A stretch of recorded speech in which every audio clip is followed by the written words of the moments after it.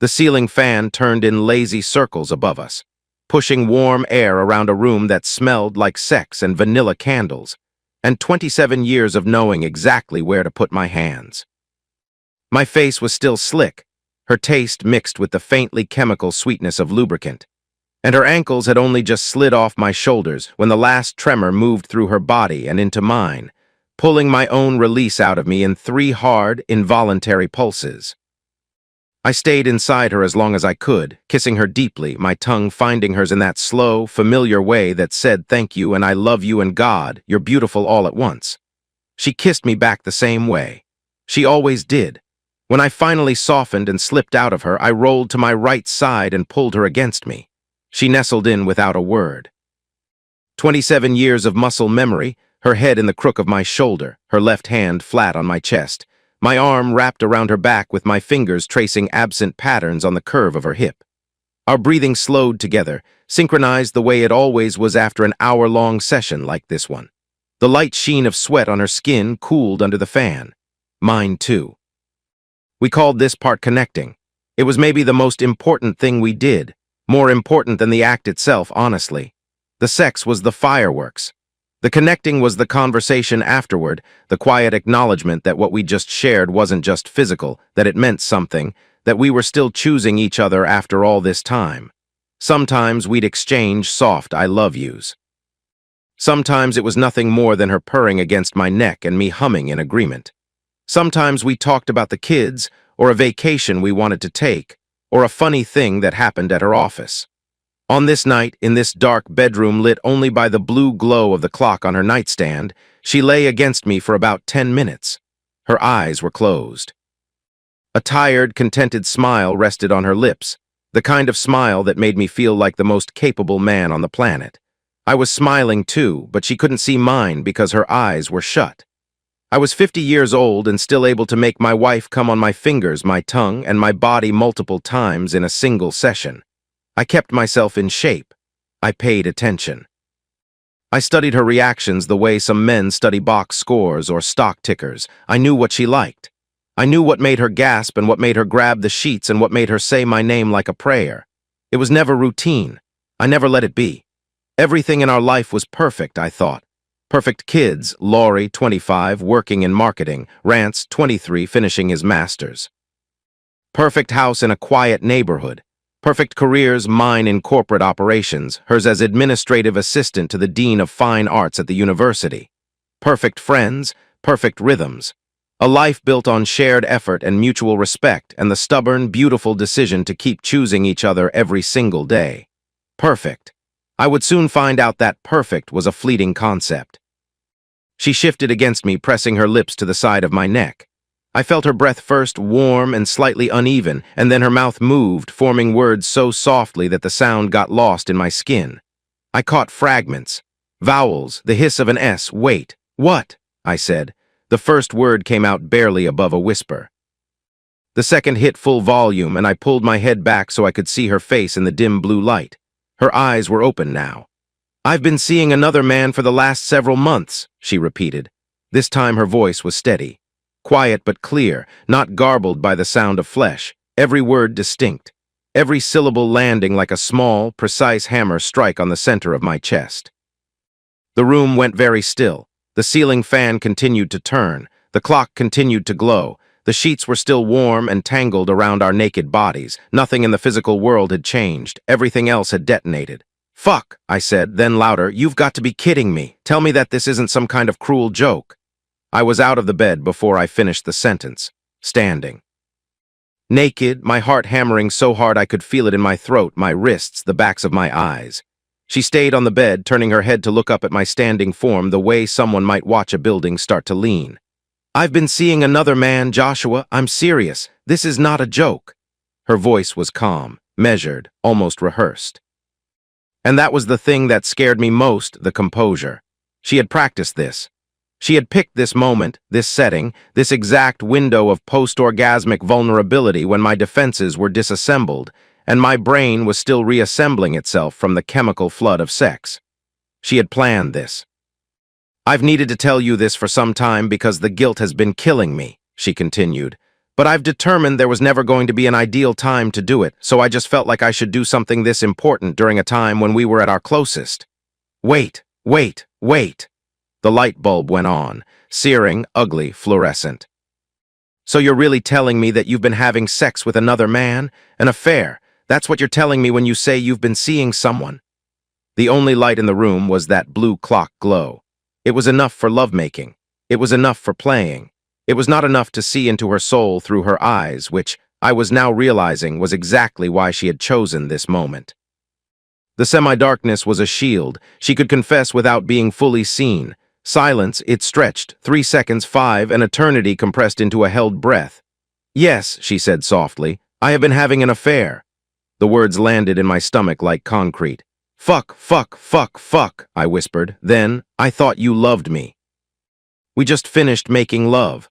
I staggered to the edge of the bed, sat down, felt the mattress dip under my weight, and realized with a sudden, nauseating clarity that I still had her on my face. Her taste, her body, still on me.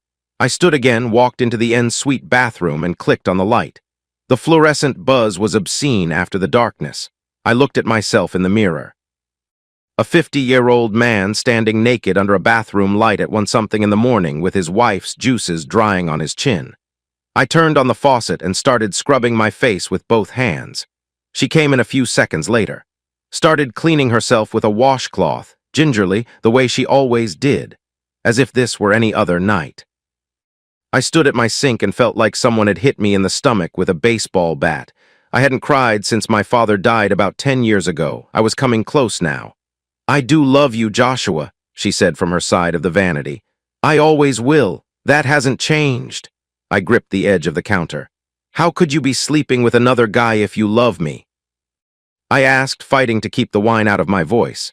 You don't cheat on somebody you love. I would never cheat on you because I love you. I'm glad you feel that way, Joshua, she said slowly, in a tone I had never heard her use with me before, patient and slightly condescending, like someone explaining a concept to a slow child.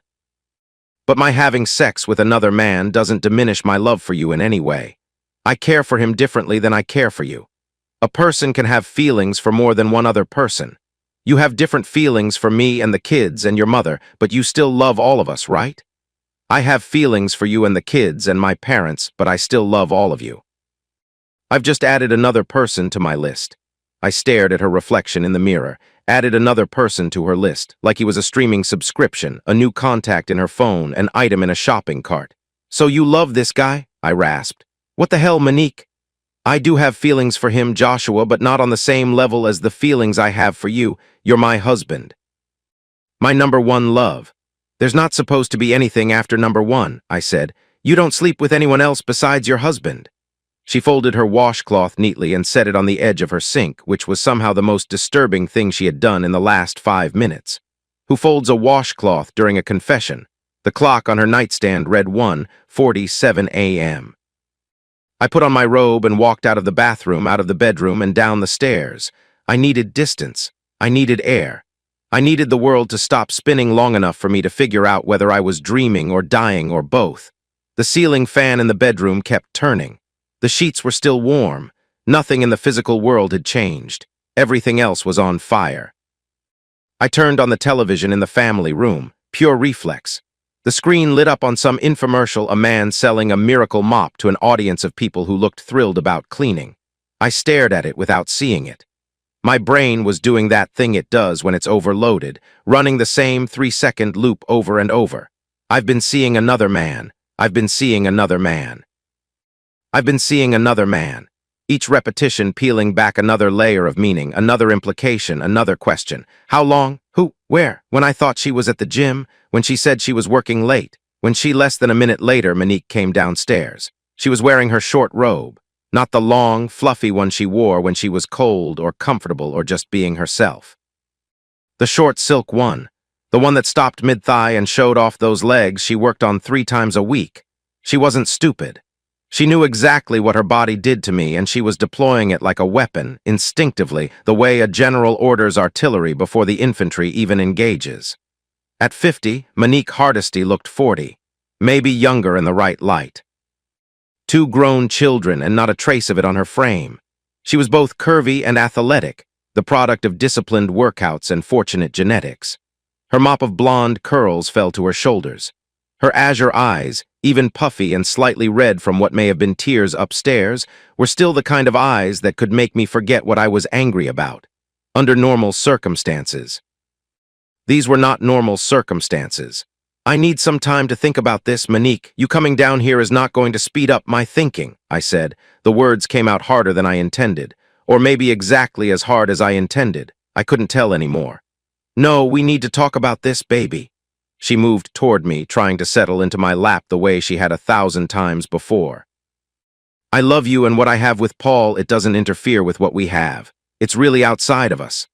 Paul, there it was, a name, 4 letters. Suddenly her affair had an identity, a shape, a sound. Before I told you about Paul, she continued, didn't you think we had a practically perfect marriage? That's because I was discreet with Paul, and nothing I did took anything away from you.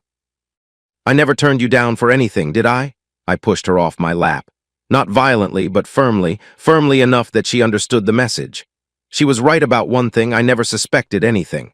Our sex life was strong for a couple our age. She never turned me down. She was affectionate, present, engaged. The only thing I had noticed recently was that she seemed happier humming while she made dinner, smiling at her phone, radiating a lightness that I had attributed to us, to our life, to the contentment of a marriage that worked. The realization hit me like cold water. The happiness wasn't coming from me. It was coming from him. I did think we had a practically perfect marriage, Mo, I said quietly. But now I've found out that your happiness was apparently being generated by your affair. With Paul. I paused. Paul who, by the way, her posture changed, shoulders tightening, jaw setting. You don't need to know that. All you need to know is that we have been discreet. I do need to know, Monique. Somebody named Paul has been sleeping with my wife for several months. I think it's important to know who he is. Paul who? She blushed, a deep, spreading crimson that climbed from her neck to her cheeks. She fidgeted on the sofa. Her eyes dropped to her hands. She opened her mouth to speak several times, but nothing came out, like a fish that keeps surfacing and diving back down. I'll take it that you're protecting Paul because you care for him more than me if you don't tell me, I said, making air quotes around the name. He obviously knows you're married. I'm sure you've talked about me, yet I know nothing about him. You've kept something from me which makes you a liar by omission in addition to a cheater. I let each label land before adding the last 2. Also untrustworthy and disrespectful. I watched the emotions cycle across her face, guilt, then anger, then something that looked like grief. Tears slid down her cheeks. I was guessing she had never considered her dishonesty and disrespect as separate offenses, independent of the affair itself. The accusation was unsettling her in a way the word cheating hadn't. An hour earlier, her obvious pain would have made me wrap her in my arms. Now it took everything I had not to wrap my hands around her throat. Paul Vickers, she finally said, barely above a whisper. He's a teaching assistant at the university. My jaw dropped, actually dropped. I felt the muscles in my face go slack, felt my mouth open, felt the cool air hit my tongue. Teaching assistant. University, Fine Arts Department. Every TA in Fine Arts was younger than 30, I was sure of it. You've got to be kidding me, I said slowly, sinking onto the sofa as a headache ignited behind my right eye. You're sleeping with a kid. I told you I don't like when you use. I don't give a damn what you like anymore. The words were flat, not shouted. Somehow that was worse. We can add pervert to your list of offenses, I suppose. She started to respond, stopped, closed her mouth, sat there. The infomercial audience applauded some feature of the miracle mop. The sound was obscene. So why did you confess, Monique? I asked. You had everything going your way, clueless husband, active affair, perfect cover. Why tell me to rub my face in it? She finally met my eyes. The tears were still running, leaving thin trails through the remnants of whatever makeup she hadn't washed off. I had to tell you, the guilt was killing me, she said softly. I love you, Joshua. Keeping this from you was taking a toll on me. And there it was, the thing that she couldn't see, but that was blindingly obvious to me. She wasn't confessing for me, she was confessing for herself. To relieve her burden, to transfer the weight of her guilt from her shoulders to mine. She had been carrying a secret, and the secret was heavy, so she set it down right in my lap, and now I was the one who had to carry it.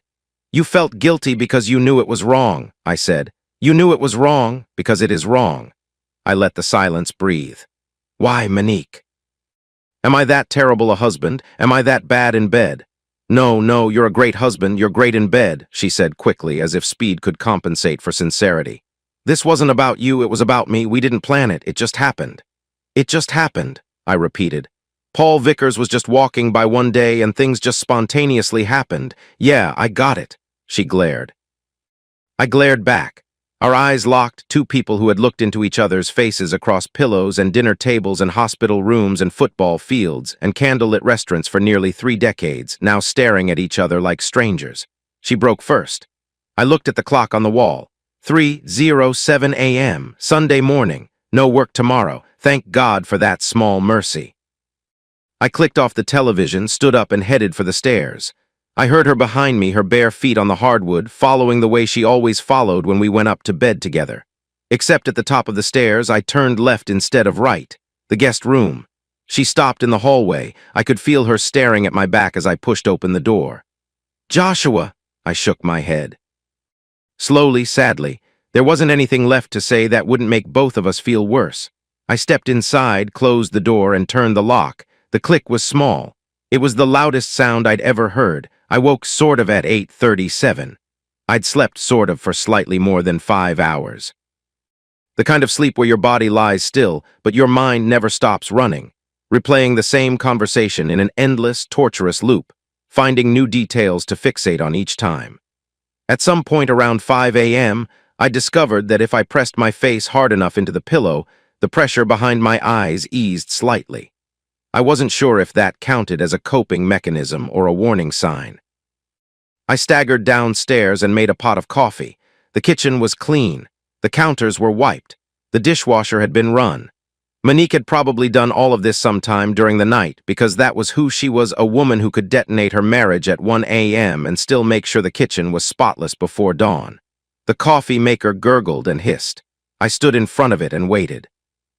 There's something about the sound of coffee brewing that tricks your brain into thinking things are normal. That it's just another morning. That the woman upstairs is still the woman you thought she was. Monique must have smelled the brew because she appeared in the kitchen about 5 minutes later. She looked every bit as bad as I felt, puffy eyes, unwashed hair pulled back in a hasty knot, wearing an old college sweatshirt that hung to mid-thigh. No makeup, no short robe, no performance. For the first time since her confession, she looked like a woman who understood that something terrible had happened. I got up, poured her a cup, and added a splash of milk. The way I had done every morning for 27 years. My hands did it automatically without consulting my brain because some habits are deeper than anger. She took the mug, smiled weakly. We both drank in silence. The kitchen clock ticked. A bird sang something offensively cheerful outside the window. Sunday morning in suburban America. Somewhere in this neighborhood, couples were waking up and reaching for each other and making plans for brunch and not dealing with the fact that their entire lives had been revealed as a lie approximately 7 hours ago. Another? I asked when my cup was empty, standing up. She nodded. I poured a second cup, added the milk, set it in front of her. More silence. I don't think you're seeing the big picture here, Joshua, she finally said. I stared at her. 5 words, and every one of them was the wrong word. I wasn't seeing the big picture. The woman who had been sleeping with a 25-year-old teaching assistant behind my back for months was going to explain the big picture to me. I almost laughed. Almost. Okay, I said carefully, setting my mug down. You have the floor, explain. She straightened in her chair, tucked a stray curl behind her ear, took a breath. Like I told you a few hours ago, I've never turned you down and I never will, she began. As you know, I love sex, always have, hope I always will. Paul adds another element to my sex life. He's new, he's different. And yes, part of the fun has been because it's been risky. She watched my face for a reaction. I gave her nothing. I sat perfectly still and let her talk because I needed to hear all of it. Every word, every justification. I needed to understand the full architecture of the delusion she had built before I decided what to do with it. But in the last few months, I've never felt so alive, she continued, and her voice shifted, warmer, almost dreamy. I've got my loving husband and my young lover. You and I are still going at it pretty good for a pair of 50-year-olds, and then I've got an adorable young stud who thinks I invented sex. He makes me feel like the sexiest woman alive. She paused as if waiting for me to appreciate the beauty of this arrangement. And I want to hear this, why? I snapped.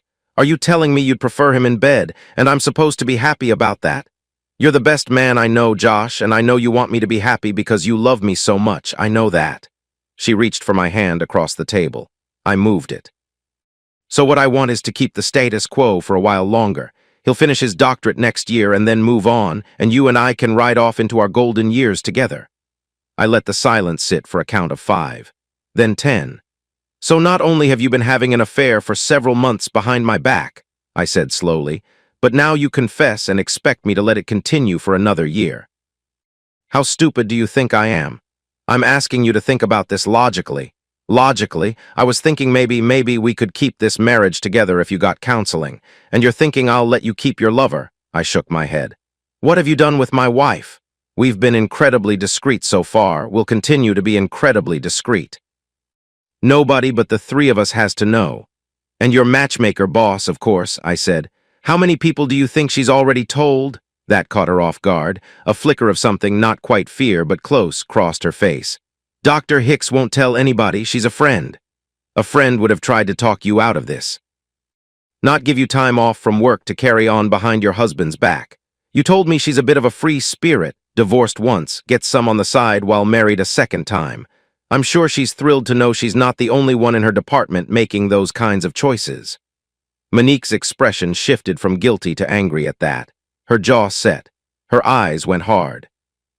I'm not going to sit here and be called names, she said. Then don't sit here, but the label doesn't change just because you don't like hearing it. She started to stand, then sat back down, then folded her arms. I could see the battle playing out in real time, the part of her that wanted to storm away versus the part that knew leaving the table meant losing the argument. Tell me how it started, I said. All of it from the beginning. She studied me for a long moment, probably trying to figure out whether this was a trap. Then she began. Paul Vickers was a shy, gentle 25-year-old. Their first conversations were strictly professional. He needed forms processed. She handled the paperwork end of interaction. But after a few weeks of routine exchanges, they started talking on a more personal level. She asked about his life. He asked about hers. She was surprised, genuinely surprised, she said, to learn that Paul was still a virgin. He blushed when he told her, almost whispering, explaining that he'd never been very good with girls. His ears went red and he wouldn't meet her eyes. She found this endearing. That was the word she used, endearing. My wife had always been what I called a fixer. Throughout our marriage, she had inserted herself into the broken relationships of friends, working to reconcile couples who had split up. She was good at it, too, successful more often than not. I had always worried that when she failed, both parties would blame her, but it had never happened. People trusted Monique. She had a gift for making you believe she only wanted what was best for you. I was beginning to understand that her gift had a shadow side. They started going out to lunch occasionally, she continued. She worked on building up his confidence, encouraged him, listened. Made him feel seen. Then came a Friday lunch, 2 margaritas each, and Paul leaned across the table and kissed her softly. She said she knew she should have stopped him. She didn't. She was so pleased with what she interpreted as his increased boldness, his growth, she called it, as if she were his therapist and not a married woman kissing a man half her age in a restaurant booth, that she kissed him back. Several times. When she got back to the fine arts office, her boss noticed that her lipstick was smudged. Dr. Lindley Hicks, Dean of Fine Arts, divorced once, married again, a woman Monique had described to me over the years as a free spirit, which I was now translating as enabler. He's certainly a cutie, Dr. Hicks had told her. A few days later, Dr. Hicks mentioned, casually, as if discussing a schedule change, that she wouldn't be averse to Monique taking a longer lunch hour now and then. The two women shared a knowing look. She took the advice.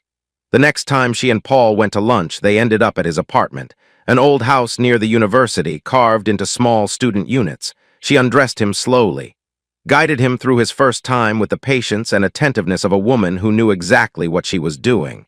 It was tender and sweet, she said. Her voice had gone soft, almost reverent. Her eyes weren't looking at me anymore, they were looking at the memory. For a first-timer, he was very attentive, and it was one of the best experiences of my life, honestly. She said this to me, her husband, the man she had been making love to for 27 years, one of the best experiences of her life.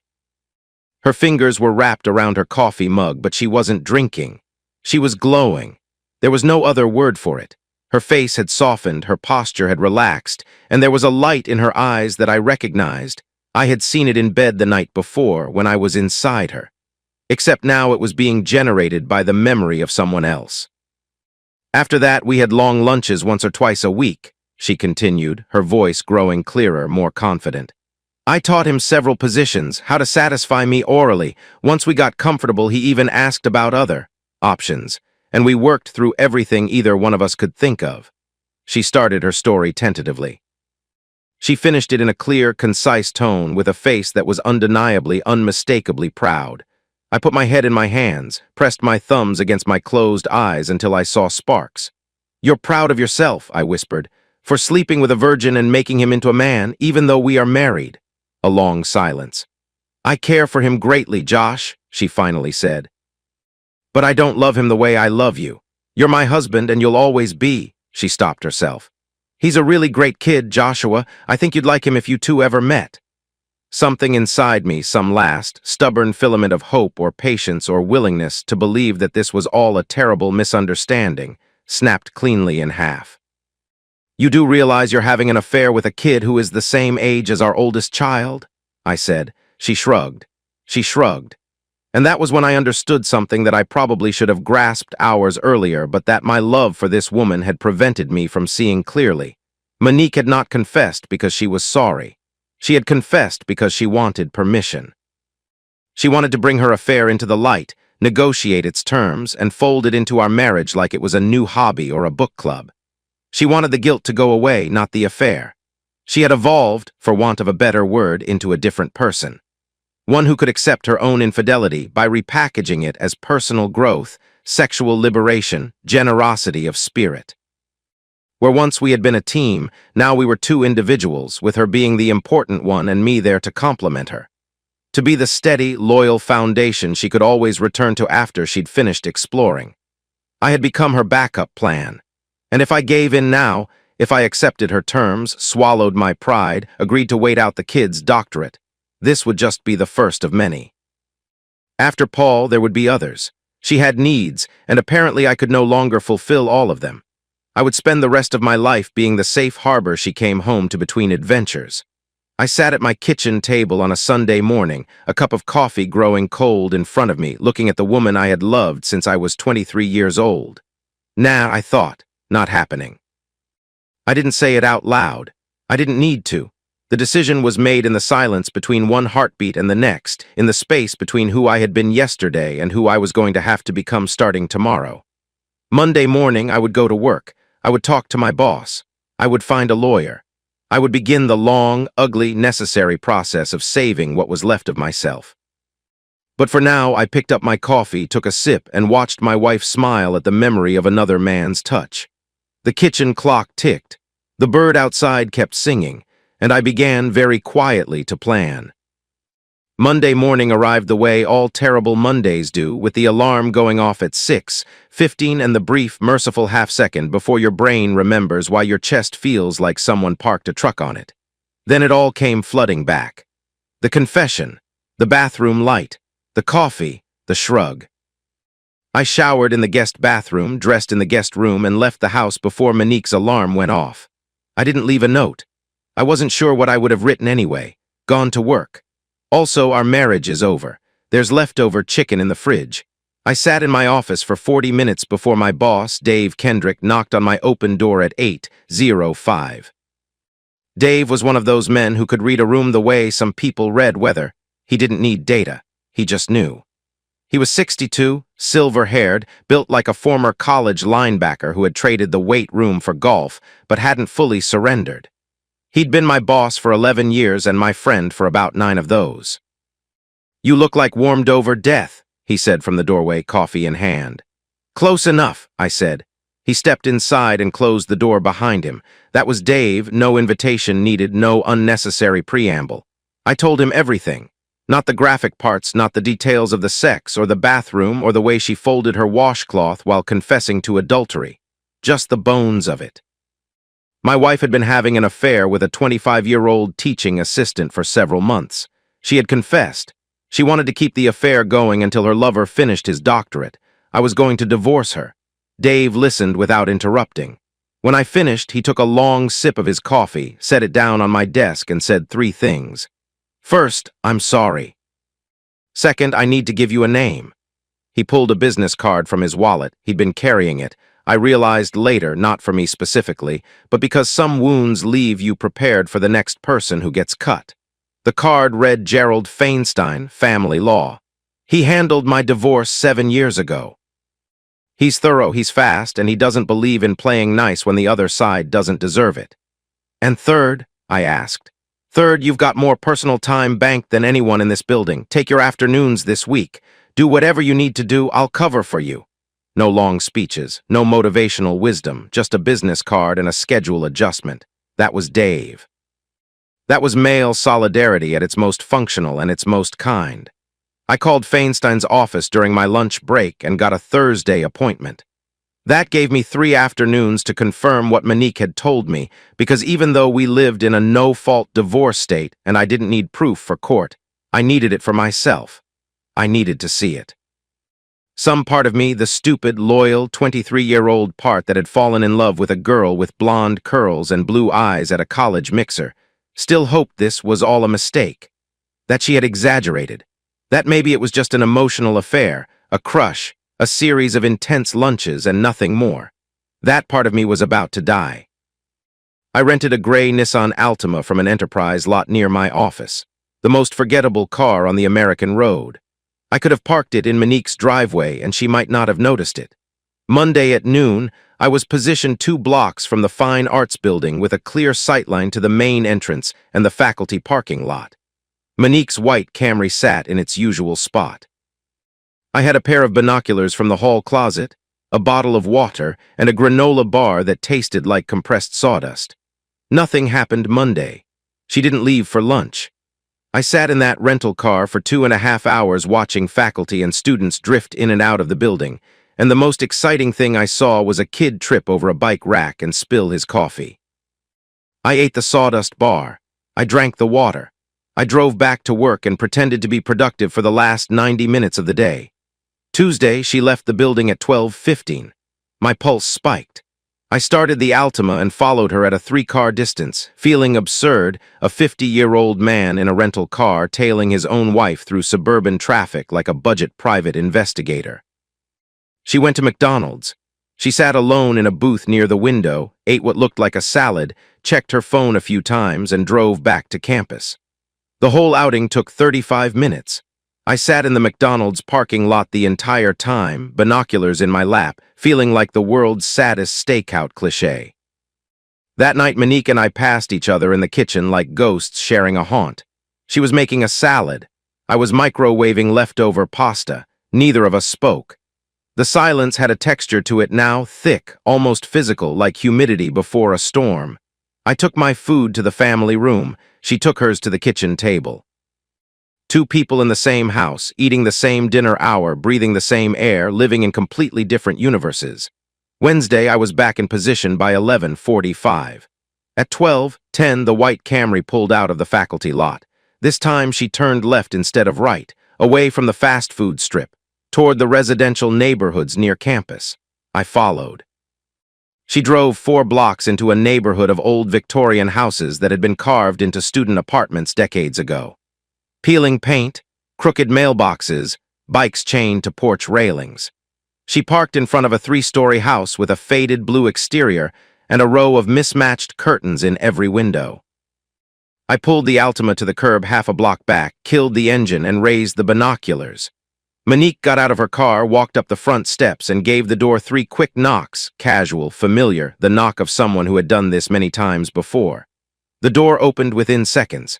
I couldn't see who opened it from this angle. She stepped inside. The door closed. I sat there for 90 minutes. 90 minutes of staring at a faded blue house through binoculars while my imagination filled in every detail I couldn't see. Every sound I couldn't hear. Every position she had taught him. Every moan. Every whispered encouragement. 90 minutes of my wife inside another man's apartment on a Wednesday afternoon while her husband sat in a rented Nissan eating his own heart. I thought about leaving. I thought about kicking down the door. I thought about driving to a bar and getting blind drunk and forgetting the address of this house and the name Paul Vickers and the way she had said tender and sweet with that light in her eyes. I stayed. At 1:42 p.m. the front door opened. Monique came out first. She was smoothing her blouse, a small, automatic gesture that said everything 1,000 words couldn't. Behind her, holding the door open, was a young man in jeans and no shirt. I raised the binoculars and focused. Paul Vickers was not what I expected. I'm not sure what I expected. Maybe some broad-shouldered college athlete. Maybe a ruggedly handsome artist type with paint-stained hands and a knowing smile. Maybe someone who, upon seeing, I would think, okay, at least I understand the appeal. What I saw through the binoculars was a thin kid, and I mean thin, the kind of thin where you can count ribs, with longish, stringy dark brown hair that looked like it hadn't been washed since the weekend. He was pale. His chest was narrow and almost concave. In the harsh afternoon sunlight, he had the look of someone you might see on an episode of Intervention, the before segment, not the after. In another context, Monique and I would have been sitting on our couch together, and she would have nudged me and whispered, "That boy needs a sandwich and a shower," and I would have laughed and agreed. Now she was sleeping with him. Regularly. Enthusiastically. Proudly. And then came the moment that killed me. She stopped on the porch, turned back to him, put both hands on either side of his face, and kissed him. Not a quick goodbye peck. Not a friendly see-you-later brush of lips. She kissed him, deep, lingering, her body pressing into his bare chest, his hands coming up to rest on her waist. The kind of kiss I recognized because she had kissed me exactly that way 10,000 times over 27 years. It lasted close to a minute, maybe longer. Time had stopped functioning as a reliable measure. So much for discreet. When she finally pulled away, she smiled at him, the kind of smile that has nothing behind it but pure, uncomplicated affection, and walked to her car. He stayed in the doorway, shirtless, watching her go with a look on his gaunt face that I can only describe as adoration. Worship. The wide-eyed gratitude of a young man who had been given something he never thought he'd have, by a woman he didn't have the life experience to understand. She backed out and drove past me without glancing in my direction. He stayed at the door until her car disappeared around the corner, then went back inside and closed the door softly. I sat in the rental car. The binoculars were still raised, but there was nothing left to see. My hands were shaking, not from anger, that would come later. Right now it was something worse. Grief. Raw animal grief, the kind that starts in your gut and radiates outward until your whole body aches. Because here's the thing about seeing it with your own eyes. You can't unsee it. You can't unfeel it. The kiss I watched through those binoculars didn't just confirm what Monique had told me in our dark bedroom 2 nights ago. It replaced something. It overwrote the image of the woman I thought I knew with the image of the woman she actually was. A woman who could kiss another man with the same tenderness she showed me, in broad daylight on a public porch, and walk away humming. I set the binoculars on the passenger seat, started the engine, pulled away from the curb. Looking back, that kiss through the binoculars was the moment that broke my heart. Not the confession, not the philosophy lecture, not the shrug. The kiss was the dagger. And my marriage bled out on a quiet Wednesday afternoon on a street I'd never driven down before, in front of a blue house I'd never seen, in a rented car that smelled like artificial pine and regret. Gerald Feinstein's office was on the 3rd floor of a professional building downtown. The kind of place with neutral carpeting, framed diplomas, and a receptionist who smiled at you with the practiced warmth of someone who knew that everyone who walked through that door was having the worst year of their life. Feinstein himself was a compact man in his early 60s with reading glasses pushed up on his forehead and a handshake that could crush walnuts. He didn't do small talk. I liked him immediately. "Tell me the situation," he said, leaning back in his leather chair. I told him. The affair, the confession, the age of the lover, the refusal to stop. I kept it clinical, facts, timeline, no editorializing. He took notes on a yellow legal pad, nodding occasionally, his face betraying nothing. When I finished, he set down his pen and looked at me over the reading glasses that had migrated back down to his nose. "No fault state, as you probably know. The affair doesn't affect the division of assets or any settlement terms. But you want the divorce and you want it clean and fast. Correct. Correct. Any preference on how she gets served? I thought about this for exactly 2 seconds. At her office, I said, during business hours. Feinstein raised one eyebrow, the only emotional reaction I'd seen from him in 20 minutes. You're sure about that? I'm sure. Maximum visibility, then. Maximum visibility. He made a note on his legal pad, and I swear I saw the corner of his mouth twitch. Just barely. The ghost of a smile from a man who had seen 1,000 marriages die and understood that sometimes a little public humiliation was the only leverage you had left. I can have her served Monday, he said. Monday works. The weekend that followed was 2 days of elaborate avoidance choreographed by two people who knew each other's rhythms so well that they could navigate an entire house without crossing paths. She cooked. I ordered delivery. She watched television downstairs. I read in the guest room. We shared a bathroom once by accident, Sunday morning. She was coming out as I was going in, and we did that awkward doorway dance where two people try to pass each other and keep moving the same direction. "Excuse me," she said. "Excuse me," I said. The most polite interaction we'd had in a week, and it was about doorway traffic. Sunday night, I lay in the guest room bed staring at the ceiling and listening to the house settle around me. Every creak was familiar. Every hum of the HVAC system was a sound I'd heard 10,000 times.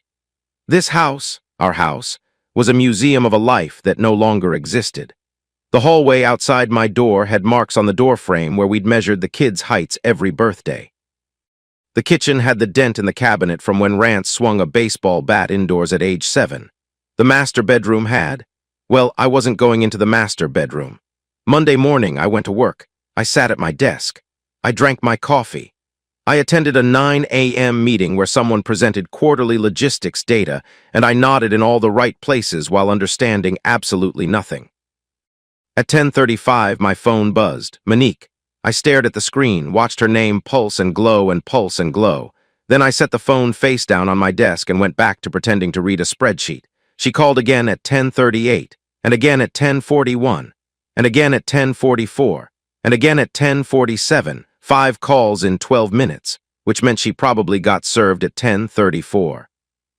A process server walking into the fine arts office, asking for Monique Hardesty by name, handing her a manila envelope in front of whatever colleagues, students, and faculty happened to be in the vicinity. I imagined Dr. Hicks watching from her office doorway, the same woman who'd noticed the smudged lipstick and offered longer lunch hours. I wondered if Lindley Hicks was still smiling. Then my desk phone rang. The caller ID showed the main number for the office of the Dean of Fine Arts. Not Monique's direct line, the department's main line. She was getting others involved. I didn't answer. I had already told our company switchboard to inform her I was out for the day if she called in on the main line. The fortress was sealed. She could knock all she wanted. At 11:15, the calls stopped. I imagined her sitting at her desk, staring at the envelope, mascara streaked, realizing that the man she had confessed to 6 days ago, the man she assumed would eventually come around to her way of thinking, had responded not with acceptance, not with negotiation, but with paperwork. The drive home that evening took 17 minutes. I spent every one of them preparing. Deep breaths, loosened tie, grip on the steering wheel at 10:02, then consciously relaxing my fingers because I was turning my knuckles white. She was waiting in the kitchen, standing, not sitting, arms crossed, eyes red. The manila envelope on the counter behind her opened, the papers fanned out like she'd read them multiple times looking for a loophole. "How could you do that to me?" she cried. "I thought you loved me. You know I still love you." I set my keys on the counter, removed my jacket, hung it on the back of a kitchen chair, every movement deliberate. Slow. I was buying time for my brain to get ahead of my mouth because the first thing that wanted to come out was a string of profanity that would have peeled the paint off the walls. "How do I know that you still love me?" I said. "We've been over this. You've been cheating on me for months. You've told me you don't plan to stop even though I now know. That's not love, that's selfishness." "I am not selfish. You are the very definition of selfish, Monique. You wanted to relieve your guilt, so you confessed. You wanted to keep your lover, so you asked for permission. You wanted me to be okay with it, so you lectured me about the 21st century. Everything in this situation has been about what you want. At no point, not once, have you asked me what I need." Her mouth opened, closed, opened again. I spotted her phone on the kitchen counter and snatched it up before she could react. "Wait, what are you doing? You can't invade my privacy." I almost laughed. Almost. A woman who had been having sex with another man in his apartment on her lunch breaks was lecturing me about privacy. A wife who isn't cheating shouldn't worry about her husband looking at her phone. I pulled my own phone from my pocket and tossed it on the counter. "Here, to be fair, you can look at mine." She didn't pick it up. We both knew she didn't need to. I opened her recent calls. The last 5 outgoing after the 5 she'd made to me were all to the same number. A number saved under a single initial, P5 calls to me. 5 calls to him, in that order, her husband then her lover. Both lines busy, both men unavailable. I wondered which one she was more desperate to reach. I held the screen up so she could see it. 5 calls to me, 5 calls to Paul. This just screams I love you, doesn't it? Did the kid comfort you in his bed today? Her eyes could have set the kitchen on fire. She stammered, started 3 different sentences, and abandoned each one. When she finally spoke, spittle gathered at the corners of her mouth, and she didn't bother wiping it away. "If you would just use your head, you would see that this hasn't hurt us, our marriage," she blurted. "My being with Paul hasn't taken anything from you. If anything, it's added to our marriage. You have to admit I'm happier, and we probably have sex more than most of our friends because I'm happier and more satisfied." The word satisfied hung in the air between us. She might as well have reached across the counter and kicked me in the groin. Because I heard what she said, and more importantly, I heard what she meant. The reason she'd been more sexually available, more enthusiastic, more alive in our bed was because someone else was lighting the fuse. Paul Vickers was warming her up, and I was getting the residual heat. I was the secondary benefit of her primary relationship. I stood frozen for several seconds while my brain recalibrated around this new information. When it finally caught up, I spoke slowly and clearly, the way you speak when you want every word to land exactly where you aim it. "So you're telling me that you're fired up for me sexually because of what your lover gives you? It comes from him. He's your engine. He's number 1, I'm second." I paused. "That's just perfect."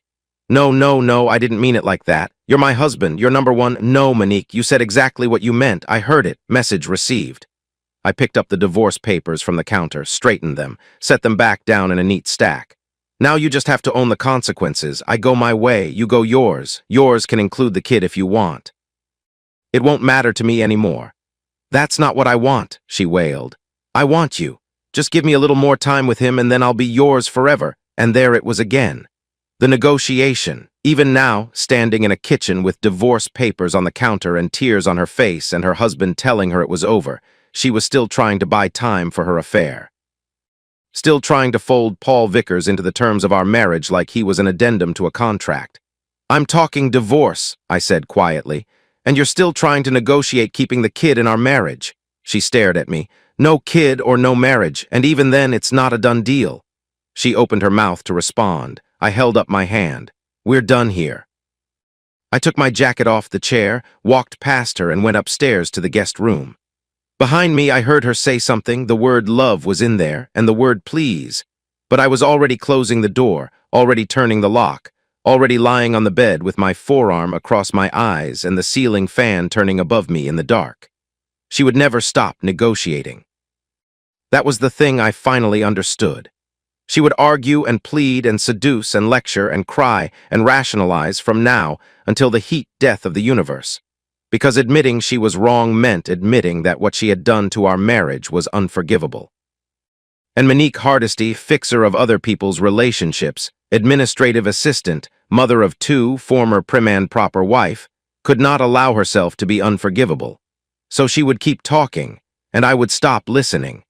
2 days later, I was parked outside Paul Vickers' apartment, not for Monique this time. I wasn't there to watch her car pull up, or to see how long she stayed, or to catch them kissing in the doorway. I'd already done that. I'd already seen everything I needed to see through a pair of binoculars in a rented Nissan on a Wednesday afternoon, and that footage was burned into my memory with a permanence that no amount of whiskey or time would ever fully erase. This time I was waiting for him. It was late afternoon, around 4:30, and I was in my own car, parked 3 houses down from the blue Victorian. The sun was low enough to make me squint, but high enough that I could see the front door clearly. I had been sitting here for about an hour. No binoculars this time. No granola bar. No pretense of surveillance. Just me, my car, my right hand opening and closing slowly in my lap, and the kind of patience that only comes from sustained, focused rage. I know what you're thinking. Big tough guy going to beat up a skinny kid, real heroic. And you'd be right to think that mostly. But here's what was going through my mind as I sat in that car. This kid knew Monique was married. She had told him about me. He knew I existed, that somewhere out there, a husband was going home every night to a wife who smelled like another man's apartment. He knew and he didn't care. Or maybe he cared and did it anyway, which was worse. At 5:15, a rusted Honda Civic pulled into the narrow driveway beside the house. The driver's door opened and Paul Vickers unfolded himself from behind the wheel. He was carrying a backpack slung over one shoulder and a paper coffee cup in his left hand. His dark hair was pulled back in a loose knot. He was wearing a wrinkled button-down shirt that was too big for his narrow frame and khakis that looked like they'd been slept in. He walked toward the front door with the distracted shuffle of someone whose mind was on whatever academic problem he was wrestling with, completely unaware that his most immediate problem was about 40 feet behind him and closing fast. "Paul Vickers," I called out. He stopped, turned, squinted into the late afternoon sun. He didn't recognize me, we'd never met, but something in my tone, or maybe just the strangeness of a stranger knowing his name, made him stand still instead of continuing to his door. I walked straight at him. No hesitation, no preamble. He let me get close, too close for him, as it turned out. When I was 3 feet away, close enough to see the confusion in his brown eyes and the slight downy stubble on his chin that made him look even younger than 25, I balled up my right hand and hit him square on the nose. The sound was ugly, wet and flat like dropping a steak on a tile floor.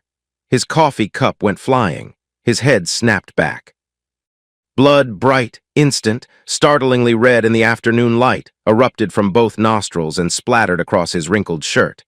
His knees buckled and he went down to one knee on the concrete walkway, his backpack sliding off his shoulder and landing with a thud beside him. He grabbed his face with one hand. The other came up instinctively, not to fight, just to shield. His eyes were wide, watering, panicked, darting between my face and my fists and the blood streaming through his fingers. And I watched recognition register in those panicked eyes. He had never seen me before, but he knew, of course he knew. There was only one person on earth who had a reason to show up at his door and punch him in the face. "Yeah," I said, standing over him. "That's right. I'm Monique Hardesty's husband." He made a sound, not a word, just a sound, a whimper that came from somewhere deep in his chest. "She taught you how to have sex," I said, my voice low and steady despite the adrenaline roaring through every nerve in my body. "Now I've taught you what happens when you do it with another man's wife. Assuming you've got a father, he most certainly should have taught you that already." His face, visible between his blood-smeared fingers, shifted from recognition to pure fear. He could see what I could feel, that I was bigger, fitter, angrier, and running on the kind of righteous fury that doesn't always respond to reason. He could see my fists were still clenched. He could see my chest heaving. He could see, in whatever primitive part of his brain was still functioning, that the only thing standing between him and a hospital bed was my ability to control myself. He whimpered again, stayed down on one knee. Didn't try to stand, didn't try to run, didn't try to talk. Just knelt there, trembling, blood dripping off his chin onto the concrete in small, steady drops that formed a pattern I tried not to think of as satisfying. I will never know how close I came to beating him senseless. I stood there for what felt like a full minute but was probably 5 seconds, staring down at this trembling kid with the stringy hair and the bloody face, and every fiber of muscle in my body was screaming, "Finish it." Grab him by the shirt, pull him up, put him back down, repeat until the rage runs out or the ambulance arrives. But good sense won the day. Barely. I thought about prison. I thought about my kids visiting me behind glass. I thought about Monique telling everyone, "See? He's the violent one. He's the problem. I was right to find someone else." I thought about giving her that narrative, handing her the one weapon she didn't already have. I unclenched my fists. "You're not worth it," I said. My voice had dropped to something barely above a growl. "You're not worth a single day of my freedom. But just so you know, if she hasn't already told you, I've served my wife with divorce papers. You can have her." He stayed on one knee. The whimpering continued. His nose was already swelling. It might have been broken, it might not. I honestly didn't care either way. The coffee from his dropped cup was spreading in a brown puddle on the walkway, mixing with the blood drops. A dog barked somewhere down the street. Normal life happening all around us while this kid knelt on the concrete trying not to cry, and I stood over him trying not to commit aggravated assault. I watched him for a few more seconds. Then I turned, walked back to my car, got in, and drove home. I probably could have been arrested for steering wheel abuse. I was gripping it that hard. My knuckles were white. My right hand throbbed, a good throb, an honest throb, the only genuinely satisfying physical sensation I'd had in over a week. I flexed my fingers on the wheel and took deep breaths and drove 5 miles under the speed limit because I knew that if I let myself speed, I'd end up doing 90 and wrapping my car around a telephone pole. At home, I sank into my La-Z-Boy, poured 2 fingers of Jameson Irish whiskey into a tumbler and took a long, slow sip. The whiskey burned. The La-Z-Boy creaked. The house was quiet. For about 12 minutes, the front door slammed open with enough force to bounce the knob off the wall. Monique stormed into the family room, still in her work clothes, her face a shade of red I had previously only seen on fire hydrants. "How dare you beat that boy?" she screamed. "Do you feel like a big man now? Do you feel better?" She was breathing fire, fists clenched at her sides. Spoiling for a fight, a real one, the kind where both people say things they can never take back. I took a sip of whiskey, deliberately slow, let the silence stretch. "I actually feel only a little better," I said. "I probably would have felt much better if I'd beaten him senseless, but I only hit him once, just once. I could have done a lot worse to the kid." The kid. He's a grown man. He's 25. Our daughter is 25. He is, by every definition that matters, a kid, and I hit him once. Once. You taught him some lessons in that apartment of his. It was my turn to teach one. You don't sleep with another man's wife. I looked straight into her eyes, held them. Her fists were balled tight at her sides, and then at my last sentence something shifted. Her hands unclenched. Her shoulders dropped half an inch. The fire in her eyes didn't go out, but it flickered. Because somewhere behind the anger and the protectiveness and the righteous fury of a woman defending her lover, she heard the truth in what I said. She knew it was true even if she would never admit it to me. Tears came. Of course they did. The waterworks had become as predictable as sunrise. "You only hit him once?" she asked in a very small voice. I nodded, picked up my glass, took another sip. "I suppose you expect me to thank you for not beating the snot out of him." "At this point, I don't expect anything from you, Monique. And I don't want anything from you, except for you to leave me alone and sign the divorce papers." She stood there for another 10 seconds, tears rolling, chest heaving, fists opening and closing at her sides like she was trying to grab something that wasn't there. Then she turned and walked upstairs without another word. I listened to her footsteps. The bedroom door closed, not slammed, closed. Gently, that was the last real confrontation we had for a while. After the punch, something settled between us, not peace, not acceptance, but a kind of cold truce. The terms were unspoken but clear. We would share this house until the divorce was finalized, and we would do it as roommates, separate dinners, separate spaces. Communication limited to logistics. "The water bill is on the counter, your mother called, there's no milk." I got myself dinner each night and ate alone. She did the same. I slept in the locked guest room. She slept in the master bedroom, our bedroom, which I now thought of as her bedroom, the way you reclassify territory after a war. We were 2 strangers occupying the same address, bound together by a mortgage and 27 years of shared history and a stack of legal papers that would eventually set us both free. The house had never been quieter. The silence had never been louder. We lived like roommates for the next several weeks, and I use the word lived loosely. Here's what that looked like. I got myself dinner each night, usually takeout or something microwaved that came in a plastic tray. She cooked her own meals in the kitchen, real food with actual ingredients, and the smell of garlic and onions would drift through the house like a ghost of our old life. I ate in the family room. She ate at the kitchen table. We did not eat together. We did not sit together. We did not speak unless the subject was a utility bill, a package delivery, or the bare logistics of sharing a house with someone you were actively divorcing. I slept in the locked guest room every night. She slept in the master bedroom, our bedroom, which I now thought of as her bedroom, the way countries rename cities after a regime change. Same walls, same furniture, same sheets. Different country. The mornings were the worst. We had spent 27 years developing a morning routine so synchronized it was almost choreography. She started the coffee, I got the cups. She added her milk, I grabbed the creamer. We stood at the counter together and talked about the day ahead. Now the routine was a minefield. I started setting my alarm 30 minutes earlier just to clear the kitchen before she came down. On the days I miscalculated and we overlapped, the silence was so thick you could have spread it on toast. 3 weeks of this, maybe 4. Long enough for the anger to settle into something duller and heavier. Not the sharp, electric rage of the first few days, but a deep, constant ache that sat behind my sternum like a stone I'd swallowed and couldn't pass. I was functioning, going to work, paying bills, answering emails, but underneath all of it I felt hollowed out, scraped clean. Like someone had taken a melon baller to my insides and left just enough to keep the lights on. Then one evening, she made her move.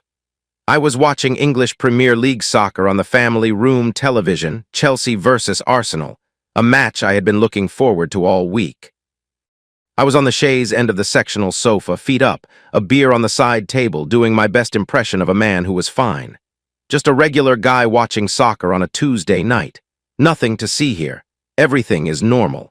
My wife is not upstairs planning her next maneuver, except she was. Monique appeared in the family room doorway about 20 minutes into the first half. She was wearing a tight white t-shirt, no bra, which was immediately and painfully obvious, and a pair of small bikini panties that barely qualified as clothing. The t-shirt stopped just above her navel. Her blonde curls were loose and freshly washed.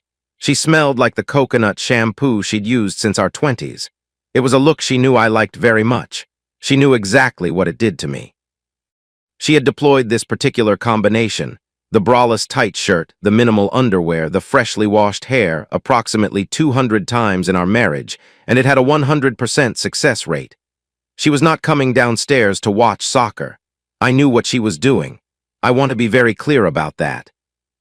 I was fully aware from the moment she appeared in that doorway that this was a strategy. Her philosophy hadn't worked. Her pragmatic arguments hadn't worked. Her tears hadn't worked. Her anger about the punch hadn't worked. She had one weapon left in her arsenal, and it was the most powerful one she had, her body. And here's what I'm not proud of. I was willing to let it happen. Not because I thought it would change anything. Not because I had forgiven her. Not because the sight of her in that t-shirt and those panties suddenly erased the image of her kissing Paul Vickers in his doorway, or the sound of her voice saying tender and sweet, or the way she had shrugged when I pointed out that her lover was the same age as our daughter. I let it happen because it had been weeks, and I was weak, and she was still, despite everything, the most beautiful woman I had ever touched. I let it happen because my body wanted her even when my mind knew better. I let it happen because sometimes you take the wrong exit on the highway knowing full well it's the wrong exit, just to see where the road goes before you turn around. She settled in beside me on the chaise, close, her bare thigh against my jeans. A few minutes later, she shifted her legs up next to mine and leaned into my shoulder. We had sat like this 1,000 times since the kids left the house. Her body fit against mine with the precision of a key in a lock, 27 years of physical memory that no amount of betrayal could fully erase. I kept my eyes on the television. Chelsea had a corner kick. I watched it sail over the box and out the other side. Her hand found my thigh, then moved higher, then higher still. I let it happen. 10 minutes later, she was half on top of me, and my jeans were unzipped, and her hand was wrapped around me, stroking with the confident rhythm of a woman who knew exactly what she was doing because she had been doing it for nearly 3 decades. A few minutes after that, we were both naked on the sofa, clothes tossed on the floor in that familiar, urgent scatter, and she was straddling my hips, lowering herself onto me with agonizing slowness while her eyes locked on mine. I won't pretend it wasn't incredible. It was. She ground against me, then began a slow bounce that gradually accelerated, and I held her by the hips and watched her face change the way it always changed, concentration, then pleasure, then something close to abandon. Her breathing came in short, ragged gasps. My hands moved to her chest. She leaned forward and kissed me hard, her tongue finding mine, and for a few mindless minutes, the only things that existed were her body, my body, the friction between them, and the sounds we made that could have been pleasure or grief or both. She came first, stiffening, then shuddering, her fingers digging into my shoulders hard enough to leave marks. I slowed my rhythm and let her ride it out, watching her face contort and relax and contort again. And then when her eyes refocused and found mine, I picked up the pace and chased my own release until it overtook me in a rush that left me breathless and empty and immediately profoundly sad. She collapsed against my chest. I held her. We lay there in silence for several minutes, her heartbeat drumming against my ribs, the soccer match still playing on the television to an audience of 0. "That was fantastic, as always, Joshua," she murmured against my neck. "You know you're going to miss this if you leave." There it was, the pitch, the closer. 3 weeks of calculated distance had led to this moment, the reminder of what I'd be walking away from, the argument her words couldn't make, delivered instead by sweat and skin and muscle memory. And she was right, I would miss this. God, I would miss this. "That was really great, Monique," I said. "You're right, I will miss this when I'm gone." Her eyes flew open. She pulled back far enough to see my face, searching it for the crack in my armor, the sign that I was softening. There was no crack. "Wait, you're still going to leave after that?" She looked genuinely stunned. "We're so good together." "Did you really think you were going to seduce me into staying?" I said. "It was wonderful, but it didn't change anything. I was using you the same way you've been using me since your affair started. I'm your safety net, Monique. We both know it." Something shifted behind her eyes. A flash of guilt, real guilt, not the performative kind that she quickly buried. "Still," she said, pulling back and reaching for her t-shirt on the floor, "you can't deny we're good together. I don't want a divorce. I want you." But not enough to stop seeing the kid. "God, you're a broken record," she snapped. "He's outside of us. Can't you get that through your head? I only see him once or twice a week. You and I do it much more than that. I want you to be with me for the rest of our lives." Same words, same argument. Same circular logic that always wound up in the same place, her asking me to share her, and me refusing, and her acting like I was the unreasonable one. I looked at her, this woman I had loved since I was 23, pulling a t-shirt over her head in my family room while a soccer match played to no one, and I felt something I hadn't felt before. Not anger, not grief. Not even sadness, exactly. Finality. Because I understood with a clarity that settled over me like a cold rain that this was never going to change. The kid would finish his doctorate and leave, and she would find another, and another after that. She had tasted something new and decided she liked the flavor, and no amount of love or history or sex on a Tuesday night was going to put that genie back in the bottle. I had become her steady, dependable home base, the man she returned to between adventures. The rock she stood on while she reached for other hands. After Paul, there would be others. She had needs, and I could no longer fulfill all of them. I had to go as soon as possible. "It's more of the same, Mo," I said quietly. "You keep talking, I keep hearing the same thing, nothing changes." She stared at me, opened her mouth, closed it. I picked up my jeans from the floor, pulled them on, and walked upstairs to the guest room. Behind me, the television played on. I could hear the crowd at Stamford Bridge roaring about something that 20 minutes ago I had cared about. I locked the door, sat on the edge of the bed, put my head in my hands. The guest room smelled like laundry detergent and loneliness. It was becoming the most familiar room in a house full of memories I could no longer stand to be near. There are conversations in your life that you prepare for: job interviews, salary negotiations, proposals. And then there are conversations that no amount of preparation can make survivable. Telling your children that their mother has been unfaithful falls firmly into the second category. I called Lori first, on a Wednesday evening after work. I chose Wednesday because it was the middle of the week, far enough from the weekend that she'd have time to process before she had to face anyone socially. I chose evening because she'd be home from work and not driving.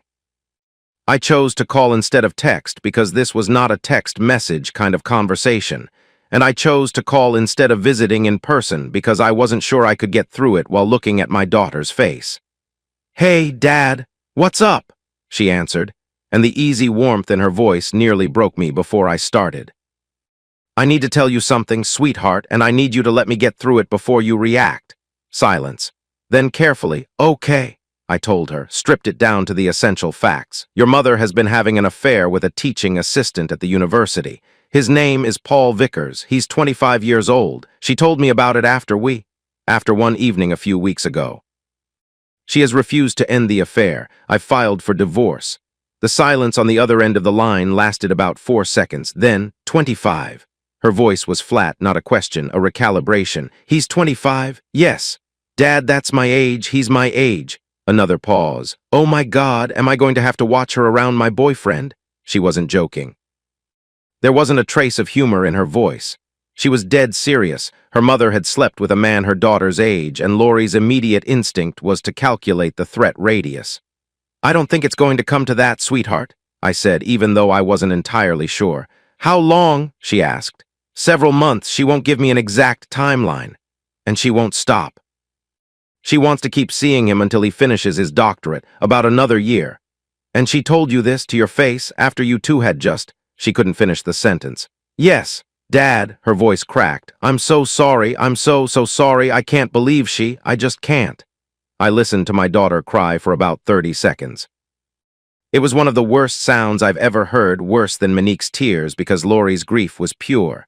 No agenda behind it, no manipulation, just a 25-year-old woman discovering that her mother was not the person she thought she was. I'm going to be okay, Lori, I said, and I meant it, mostly. I know you will, Dad. You're the strongest person I know. She sniffled hard. I don't understand how she could do this to you, to us, to our family.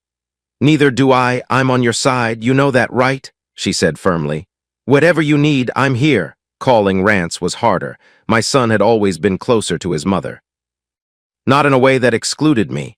We had a great relationship, easy and natural, built on sports and shared humor, and the quiet understanding that passes between fathers and sons when neither one is big on emotional declarations. But Rance had a protective streak toward Monique that ran deep. He was the kid who, at age 12, had threatened to fight a neighbor who made a rude comment about his mother's appearance. He worshipped her in the way that sons sometimes worship their mothers without ever quite outgrowing it. I called him Thursday evening. Same setup, middle of the week, he'd be home, enough time to process. Hey, Dad, everything good? His voice was relaxed, unsuspecting. Not really, son. I need to talk to you about something. I gave him the same facts I'd given Lori, same clinical delivery, same stripped-down timeline. The response was completely different. That doesn't sound right, Dad. His tone was careful, almost diplomatic. Mom loves you beyond reason. Are you sure this isn't some kind of misunderstanding?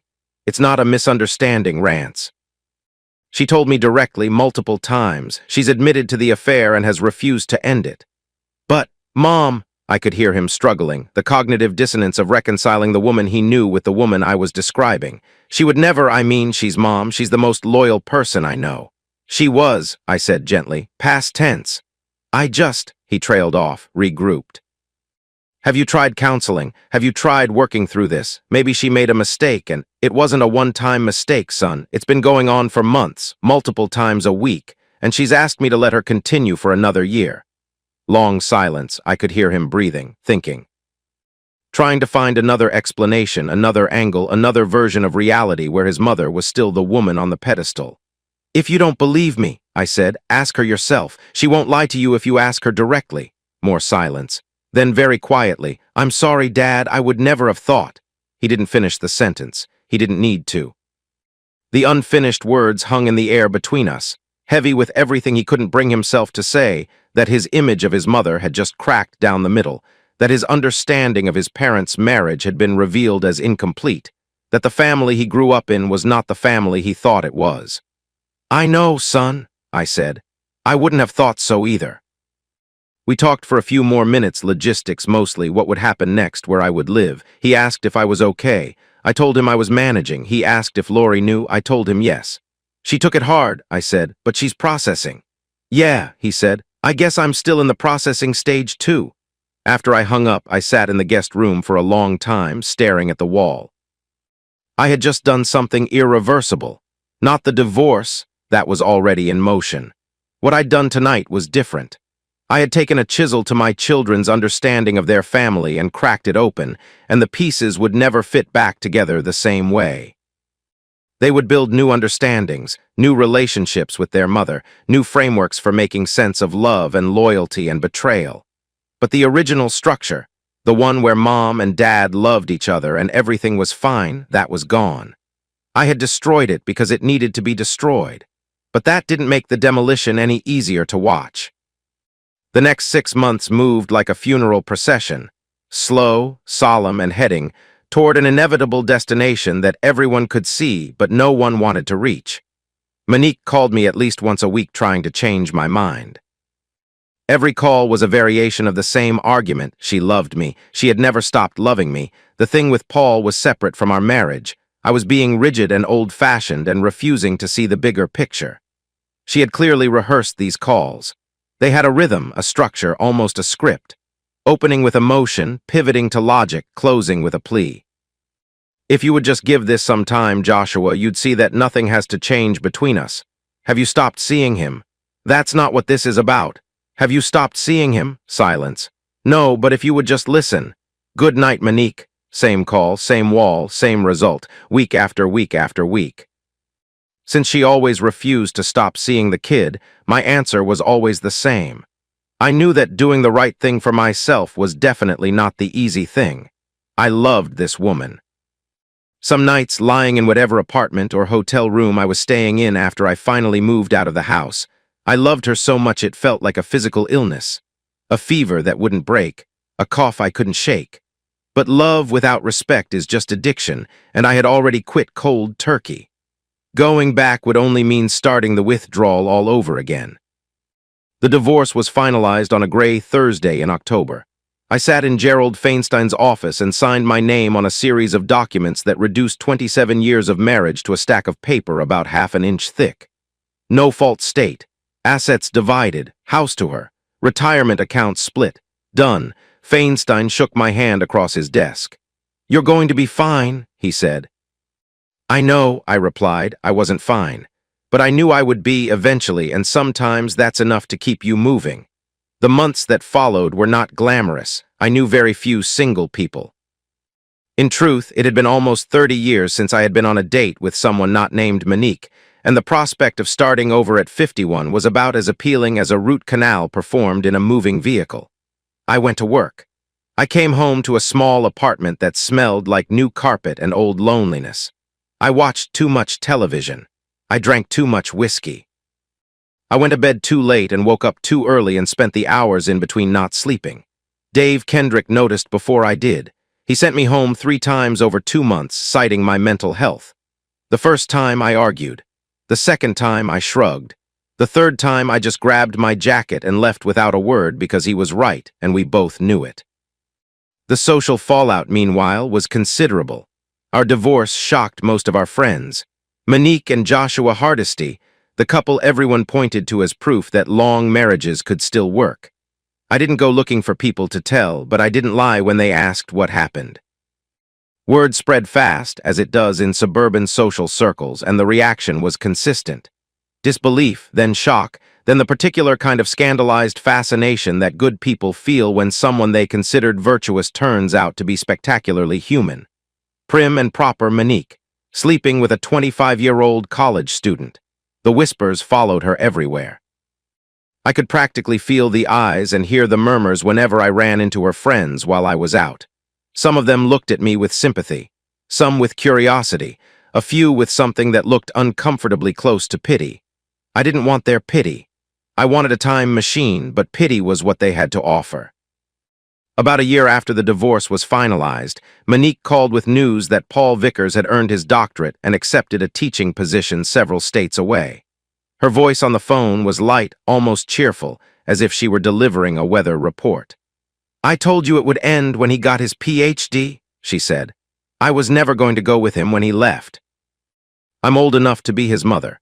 You're also old enough to know better than to be sleeping with a kid," I said, "but that didn't seem to stop you." "But that's old history now," she continued, plowing past my comment the way she always did when reality interfered with her narrative. "How about we get back together? You know I still love you. Why can't we start over fresh? You don't seem to have a lot going on at the moment. You don't seem to have a lot going on at the moment, as if loneliness were proof that I should take her back. as if the absence of someone new in my life meant the space was reserved for her. "Are you insane, woman?" I said. "Do I have to quote you chapter and verse why that will never happen?" She was quiet for about 3 seconds, which, for Monique, constituted a very long silence before saying, "You're making a mistake, Joshua," and hanging up. Life went on. Slowly, unevenly, but it went on. Monique didn't feel the need to hide her dating after the kid left. She started seeing men more in her age range, or closer to it anyway, and she was neither subtle nor apologetic about it. I ran into her 2 straight weeks at 2 different places, both times with a man I didn't recognize. Different man each time. The first time, she greeted me with an enthusiastic hug. Arms around my neck, body pressed against mine. The full production. As if we were old college friends who hadn't seen each other in years rather than a divorced couple whose marriage had ended because she couldn't stop sleeping with other people. Her date, a tall guy with too much gel in his hair, stood a few feet away looking uncomfortable. "It's great to see you, Joshua," she said brightly. "You look good." "Thanks, Mo, you too," I said because she did, and because basic civility didn't cost me anything. The second time, different restaurant, different night, different man, she was less surprised to see me and more combative. She caught me glancing between her and her new date, a stocky guy in a sport coat who was already nursing a bourbon at the bar, and she must have read the look on my face as judgment. "You don't get to criticize anymore," she said, her chin lifting. "What can I say? This little adventure has shown me I like sex and variety. You had your chance." I looked at her, really looked at her, and tried to find the woman I had married. The one who blushed when I complimented her in public. The one who cried at Hallmark commercials. The one who spent Saturday mornings making pancakes in my old college t-shirt while our kids fought over the syrup. She was gone. In her place stood someone confident and unapologetic and completely untethered from the moral framework that had once defined her. She was free by her own definition. Liberated. She had discovered something about herself during the affair with Paul, a capacity for compartmentalization, a hunger for novelty, a willingness to discard principles in favor of pleasure, and she had decided that this discovery was evolution, not destruction. I disagreed, but it wasn't my argument to win anymore. "Not criticizing," I said, "just surprised as much as anything. I suppose after what happened I shouldn't be, but I guess I still thought of you as a moral person, a good person. What happened to the woman I once married?" Her jaw tightened. Her eyes went hard. Her date at the bar was looking over with mild concern, probably wondering how well this encounter was going to go. What came next was something I had never heard from Monique Hardesty in 27 years of marriage, 3 years of dating before that, and every single day of our relationship in between. Not during fights, not during the confession, not during the worst moments of our divorce. Not once ever in the entire history of us.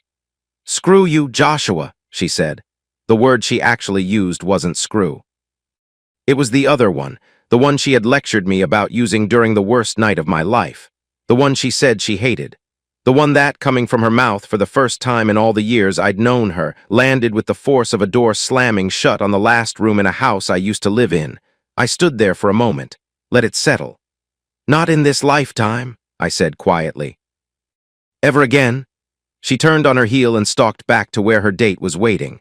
I watched her go, her shoulders squared, her stride deliberate, her blonde curls bouncing with the same energy they always had. She looked good. She always looked good. That was never the problem. I finished my drink, left cash on the bar. Walked out into the parking lot where the evening air was cool and smelled like rain. The woman I had married was gone. Not dead. You can mourn the dead, and mourning eventually ends. She had simply become someone else. Someone I didn't recognize, someone I wasn't sure I wanted to recognize. I got in my car, sat there for a minute. Then I drove home to my small apartment, poured myself a whiskey and sat in the quiet. No television, no music. Just me and the silence and the slow, reluctant acceptance that the longest chapter of my life was truly, finally, irreversibly closed. Whatever came next would have to be built from scratch. I was 52 years old, and I had no idea what I was doing. But for the first time in over a year, that thought didn't scare me as much as it used to. I decided it was time to do something selfish. Not selfish in the Monique sense, not the kind of selfish that wrecks other people's lives, and then repackages the wreckage as personal growth. Selfish in the small, harmless, middle-aged man sense. The kind of selfish that involves a computer screen, a car configurator website, and the giddy realization that nobody was going to tell me I couldn't. I wanted a Ford Mustang Shelby GT500. Bright blue, 6-speed manual. The kind of car that announces itself 3 blocks before it arrives and makes every 18-year-old at every stoplight look over with grudging respect. Yes, I had heard all the jokes about older men buying flashy cars to compensate for whatever they're supposedly lacking. I didn't care. This wasn't about compensation. This was about horsepower and style and the simple, primal joy of driving something that growled when you touched the gas pedal. And okay, fine, maybe it was a little bit about attracting women. I was 53 years old and newly aware that I was going to have to re-enter the dating market at some point. A man in a bright blue Shelby GT500 has a different opening line than a man in a beige Camry. Sue me. I giggled like a schoolgirl scrolling through the Ford configurator, clicking on colors and options and packages. I hadn't felt this kind of uncomplicated happiness in longer than I wanted to calculate. My kids had told me a few months back that Monique had remarried. Her new husband was about 10 years younger than her, so roughly 41, and was, according to Rance, a pretty good guy. My son delivered this assessment with the careful neutrality of a man who had learned not to editorialize about his mother's choices. Lori's take was more direct. He seems fine. I give it 3 years. I didn't ask questions. I didn't want details. Monique's life was Monique's life, and I had spent enough of my own life caring about her decisions. What I did not know, what I could not possibly have known, was that her new husband sold Fords for a living. My favorite salesman at the local dealership had retired and moved to Florida, so when I walked in on a Tuesday afternoon, I got assigned to whoever was next in the rotation. He came around the corner of the sales desk with a wide, confident smile and a handshake that was 1 degree too firm, the kind of grip that says I've read a book about body language and I'm going to use everything in it. "Rob Martin," he said. "Welcome to—" Then he stopped, looked at me, really looked. His smile didn't disappear, but it shifted from professional warmth to something more complicated.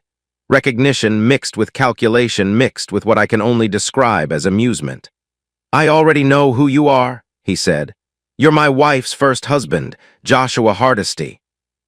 I stood in the middle of a Ford dealership under fluorescent lights that made everyone look slightly dead, shaking hands with the man who was currently sleeping with my ex-wife, and I had 2 options: walk out and buy a Corvette instead, or lean into the absurdity.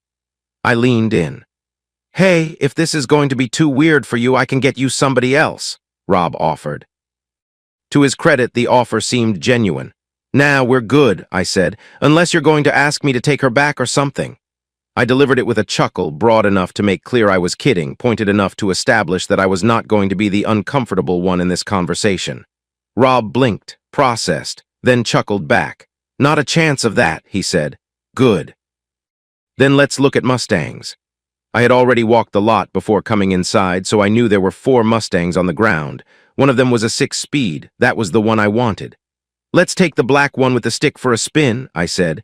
Rob's perpetual salesman smile flickered, just for a second, a hairline crack in the facade. I can't drive a stick," he said. "Let me get one of the guys to bring it up." "Nah, let's walk out there together. Give me the keys, I'll pull it out myself." I started walking toward the lot, and he fell into step beside me. "I didn't figure you could drive a manual. Not many people under 50 can. You look about 40. 41, he said. "That figures," I said cheerfully. "I know Monique has a thing for younger guys."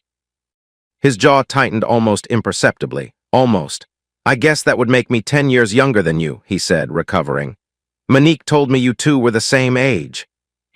Still makes you 16 years older than the guy she cheated on me with, so she obviously didn't find you at the university." I paused. "Or the parking lot at the high school."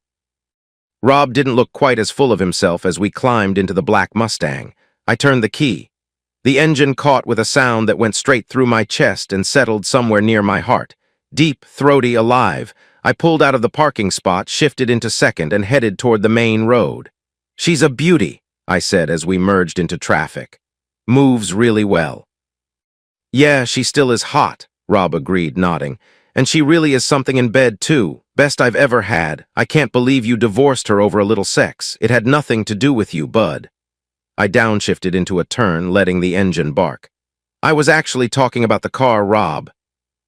The silence that followed lasted approximately 4 seconds, but I could have slow-roasted a chicken in the heat coming off his face. He dropped his head slightly, stared at the dashboard. I kept my eyes on the road and did my absolute best not to smile.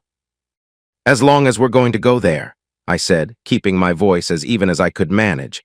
You should know that Monique understood very clearly that in my world there's no such thing as a little sex outside a marriage. I thought we agreed on that until she decided to rewrite the rules. After the kid left, she went through guys like she changes shoes, but by then it wasn't my problem. Just so you know, Rob said, straightening up and finding his salesman composure again, I wouldn't have turned her loose for her affair. She's way too much woman for just one man. I let the sentence hang in the air between us. Too much woman for just one man. I had heard some version of this philosophy before from Monique herself, in our kitchen, on our worst night, repackaged as enlightenment. And now here it was again, coming from the mouth of a man who had absorbed it wholesale and built a marriage on its foundation. I thought about telling Rob that he was standing on a trapdoor. That the same woman who had rationalized her way out of one marriage was perfectly capable of doing it again. That the philosophy he was cheerfully reciting was a lit fuse, and he was holding it, and the only question was when, not if, it would burn down to his fingers. But that wasn't my job. I had made my choices. He would make his. I'm glad you're happy with her, I said. Now let's order me a Mustang. Rob was a pure salesman. The moment the conversation pivoted to commission, our previous exchange evaporated. He was all smiles and spec sheets and option packages. We went back inside, sat at his desk, and I ordered a bright blue Shelby GT 500 with the 6-speed manual and every option that made me feel something. He shook my hand when we were done, firm grip. Big smile. Pleasure doing business with you, Joshua. Likewise, Rob. I walked out of the dealership into the afternoon sun and stood in the parking lot for a moment, keys to my old car in my hand, picturing the dinner conversation that would happen at the Martin household tonight. Guess who came into the dealership today, babe? Yeah, your ex-husband. Bought a Shelby. Nice guy, actually. I wondered how Monique would react to that. I wondered if she'd be angry or amused or unsettled. I wondered if Rob would tell her about the stick shift comment, or the high school parking lot line, or the moment he accidentally praised her sexual prowess while discussing a car. Then I stopped wondering because it wasn't my problem. I got in my beige SUV for the last time, hopefully, and drove home with the windows down. My daughter's wedding was beautiful, expensive, and a minefield. Lori and Monique had done a wonderful job organizing the whole affair, venue, flowers, catering, music, seating charts, and I had done my job, which was writing checks and staying out of the way. It was the pragmatic truce of divorced parents. We would collaborate on our daughter's happiness and table everything else for one day. I had promised Lori I wouldn't cause a scene. Monique, presumably, had made the same promise. The ceremony was at a vineyard outside of town. Late afternoon, golden light slanting through the arbor, our daughter in a white dress that made my throat tighten in a way I hadn't expected. Her fiancé, a good kid named Derek who worked in finance and treated Lori like she was the answer to every question he'd ever had, waited at the end of the aisle looking like he might pass out from happiness. I walked my daughter down the aisle, kissed her forehead, shook Derek's hand, and took my seat. Monique was 2 rows back next to Rob. She looked stunning because she always looked stunning. Rob was in a charcoal suit that fit him well. They looked like a catalog couple. I turned my attention back to the ceremony and didn't look at them again until the reception. The seating chart put Rob and me at the same table, the bride's parents' table. Lori's call, I assumed, she wanted her family gathered, even if family now required a diagram to explain. Rob and I settled into an easy rapport that surprised everyone except, apparently, us. We talked about the Mustang, which had arrived 2 weeks earlier and which I loved with an intensity I hadn't felt for an object since I was 16. We talked about football. We talked about the food. Monique watched us from across the table with an expression I couldn't quite read. Confusion, maybe, or irritation. Her ex-husband and her current husband chatting like fraternity brothers while she sat between them in a silk dress, smiling for photos and probably wondering what the hell we were talking about. Good. Let her wonder. I danced with a lot of women that evening. Friends, cousins, my son's girlfriend, a couple of Laurie's college friends who seemed determined to show me that 53-year-old men were not outside their radius of interest. I danced with Laurie twice, once to the father-daughter song, which almost broke me, and once later in the evening to something fast and ridiculous that had us both laughing. The one woman I did not dance with was Monique, she asked. During a break in the music, she appeared at my side with 2 glasses of champagne and a smile that was trying very hard to look casual. Dance with me, Rob doesn't mind. I appreciate the offer, but I'll pass, I said, polite, firm, non-negotiable. Her smile hardened at the edges. She set the extra champagne down and leaned closer. You know, Joshua, you're going to have to get yourself a life someday. You can't be pining over me for the rest of your life. Have you even had any relationships since our divorce? Your concern for me is touching, I said. Too bad you didn't care about my feelings like this toward the end of our marriage. I felt the anger rising, the old anger, the kind that lives in your chest and tastes like copper, and I swallowed it. I had promised Laurie. Today was not about me and Monique. Today was about white dresses and first dances and the beginning of something good. I scanned the room for an exit and found one sitting alone at a corner table, adjusting the strap of a green dress that was fighting a losing battle against a spectacular figure. Caitlin, Monique's cousin, early 40s, bold, curvaceous, and currently unaccompanied. Damn, your cousin looks amazing, I said as I stood up. I was pretty sure Monique was still talking to me as I walked away. Behind me, I heard Rob laugh, a genuine, involuntary bark of amusement at his wife being left mid-sentence. He would pay for that later, I was certain of it. Caitlin, I said, arriving at her table. I need a dance partner and you need to stop sitting here alone. I'm told the band is pretty good. She looked up at me with a grin that suggested she had been watching my conversation with Monique from across the room. I thought you'd never ask, she said. We danced 4 fast songs and 2 slow ones. On the fast ones, she moved with a confidence that drew attention from half the room.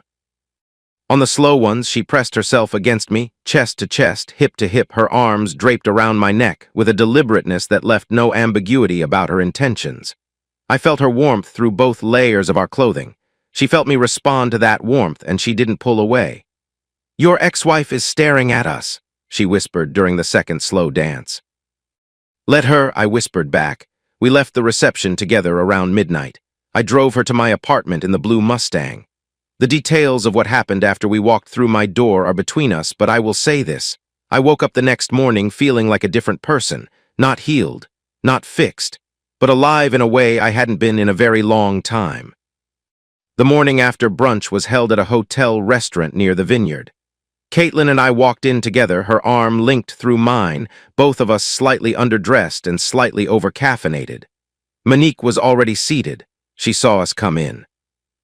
I watched her register our proximity, the linked arms, the ease between our bodies, the fact that Caitlin's hair was still slightly damp from a shower that was obviously not taken at her own place, and I watched her jaw clench. She wanted me to get a life. She just didn't want to see it. I dated Caitlin for 1 month, and every day of it felt like thawing. She was warm where I had grown cold. Forward where I had become guarded.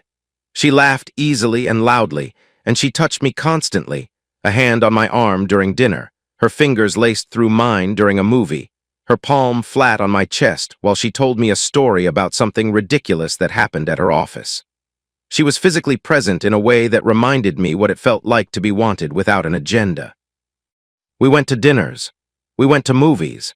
We spent 3 Saturdays in a row at farmers markets because she had a thing for artisanal cheese, and I had a thing for watching her be excited about artisanal cheese.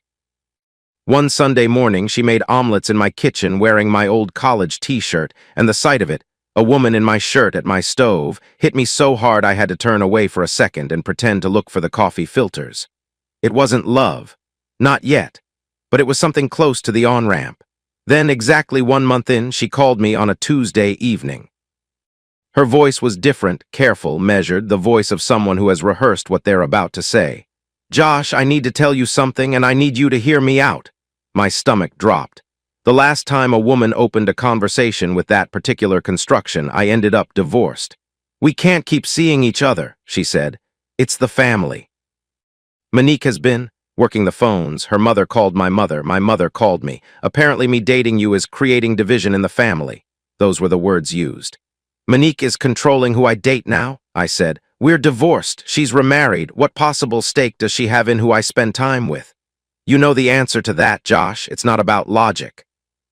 It's about her not wanting you to be happy with someone connected to her world, especially not someone who will be at the same Thanksgiving table. I wanted to argue. I wanted to tell Caitlin to ignore the family matriarchy and their phone trees and their carefully calibrated guilt campaigns. But I could hear in her voice that the decision was already made, and pushing would only make her feel worse about something that was already costing her. I'm not going to put you between me and your family, I said. That's not fair to you. I know, and I appreciate that more than you understand.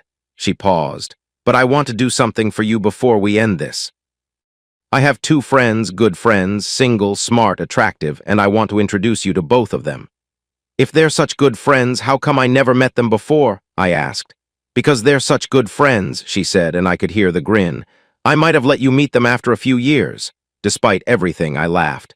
I'll set up dinners, separate dinners. You meet them both, see which one feels right. Consider it my parting gift. She was as good as her word. Within a week, I had dinner with 2 women, both friends of Caitlin's, both in their late 40s, both divorced, both attractive in different ways. The first was a woman named Diane, a physical therapist with dark hair and an infectious laugh who talked with her hands and ordered a second martini before I'd finished my first. She was fun. She was easy to be around. But something about the evening felt like a performance, like we were both trying very hard to be interesting, and the effort was showing. The second dinner was with Anne Rithlake. She was tall and thin, with strawberry blonde hair that fell past her shoulders and green eyes that crinkled when she smiled, which was often. She was a high school English teacher, 49 years old, divorced 7 years ago after catching her husband with a coworker, 3 kids all out of the house. She ordered a glass of red wine, asked me what I was reading, and listened to my answer with the kind of attention that made me feel like the only person in the restaurant. We talked for 3 hours. I don't remember the food. I remember that she made a joke about Hemingway that was so perfectly delivered I almost choked on my water, and that when I told her briefly, without detail, about my divorce, she nodded slowly and said, "My ex was a cheater too. It's like learning your co-pilot has been flying blindfolded." No pity, no horror, just recognition. The quiet solidarity of someone who had walked the same road and come out the other side without bitterness. When the check came, she reached for it. I beat her to it. "Next one's mine," she said. "Not if there's a next one, just next one's mine." I drove home that night knowing which direction I was heading. It wasn't dramatic. There were no fireworks, no thunderbolts, no cinematic moment where the music swells and the camera pulls back. It was quieter than that. Simpler. Just a man driving home in a blue Mustang, thinking about a woman with green eyes who liked Hemingway and split-fingered fastballs and didn't need me to be anything other than what I was. Anne Rithlake let me take my time, and that was the thing that saved me. She understood, without my having to explain it in any detail beyond the broadest outlines, that I was damaged goods. Not broken, exactly, but dented. Cautious. The kind of man who flinched at sudden emotional movements the way a dog from a bad home flinches when you raise your hand too fast. Burned once, twice shy didn't begin to describe me. I was burned once, permanently suspicious, and armed with a checklist of red flags so extensive that no human being could possibly pass all the tests. But Anne didn't try to pass the tests. She didn't even acknowledge that the tests existed. She just showed up consistently, patiently, and let the evidence accumulate. Our first 3 months were glacial. Dinners, movies, long walks through the park near her house where her golden retriever, Walter, served as a convenient excuse for physical proximity. She'd hand me the leash and our fingers would touch, and I'd feel something warm move through my chest, and then I'd immediately interrogate that warmth for hidden motives. This is what betrayal does to you. It doesn't just break your trust in the person who betrayed you. It breaks your trust in your own judgment.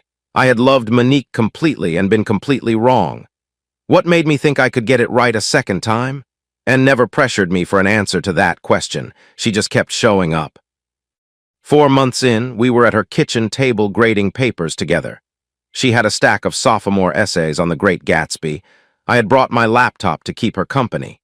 And she looked up from a paper and said, without any preamble, "This kid just wrote that Gatsby's real tragedy is that he was loyal to a version of Daisy that never existed."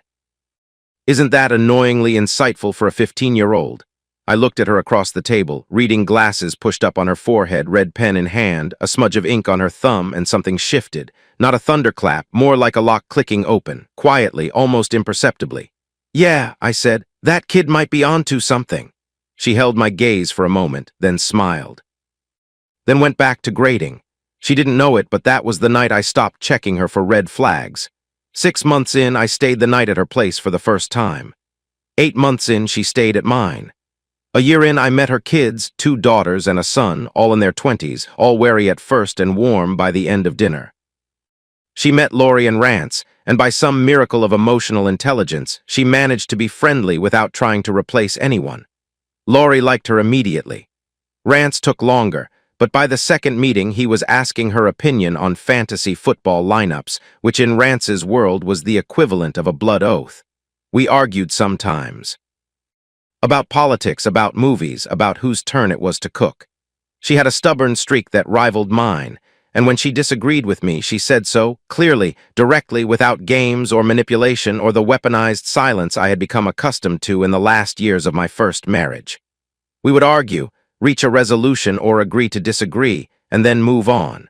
No lingering resentment. No stored ammunition. No grudges filed away for future deployment. It was so healthy it almost made me uncomfortable.